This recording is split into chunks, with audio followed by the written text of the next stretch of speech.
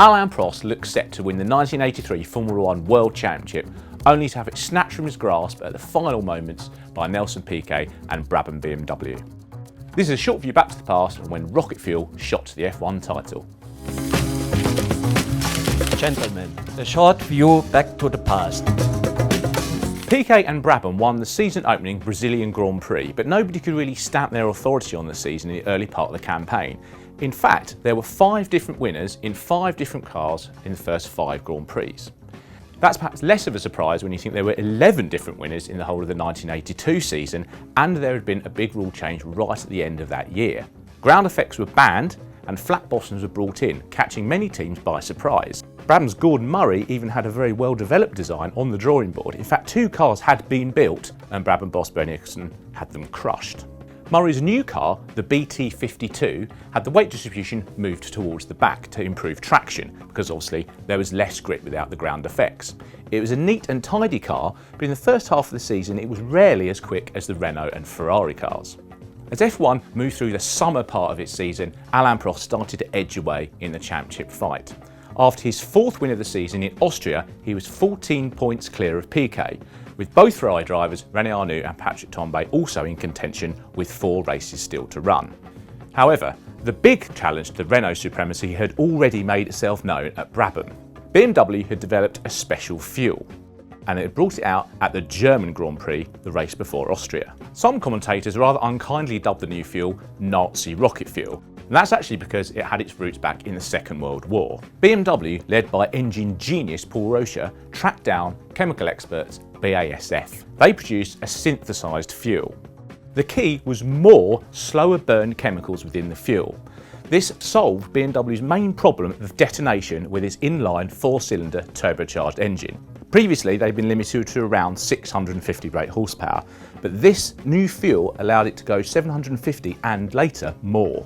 BMW deliberately waited before bringing in the new fuel so as not to alert its rivals and give them a chance to catch up. Piquet might have won first time out with the new fuel at the German Grand Prix at Hockenheim had it not been for a cracked filter causing a fire. He then finished 3rd at the Austrian Grand Prix, having battled for the lead. Piquet took pole at Zandvoort for the Dutch Grand Prix, only to be taken out inadvertently by Prost in a move at Tarzan. They were battling for the lead. Prost came down the inside and lost the rear end under braking. He slid into the Brabham, putting it off and Piquet out of the race.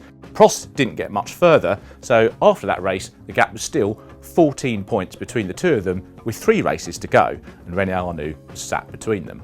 Piquet's Brabham teammate Riccardo Patrese then took pole position for the Italian Grand Prix at Monza, which Piquet then won.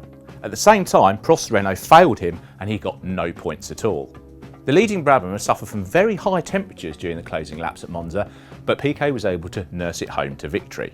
Piquet then dominated the European Grand Prix at Brands Hatch, with Prost 2nd, setting up a title decider with just 2 points between them going to the South African Grand Prix. BMW had all sorts of problems during practice and qualifying at the high altitudes at Kyalami, but modified injectors solved the problem in time for the race. Piquet led for much of the Grand Prix, but when Alain Prost Renault retired, he backed right off to be sure of the points that he needed.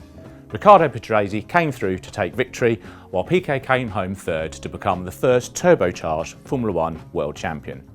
Piquet beat Prost by 2 points, although both Brabham and Renault were defeated by Ferrari in the constructors' race. The fallout at Renault was that Prost was sacked, eventually switching to McLaren, where he began a very successful chapter in his own career. For Piquet, it was just reward for all the hard work he put in with the BMW programme and all the problems he'd faced during 1982. At one stage, BMW and Brabham almost parted company, but it had all come together and Piquet gave them the championship that they needed. Renault, who brought turbo technology to Formula 1, never took a championship during that era. But then again, they didn't have any rocket fuel either. If you enjoyed this video, please click the like button and subscribe, and do let us know if there are any other stories you'd like us to look at in a short view back to the past. And be sure to look out for more great videos on Motorsport TV.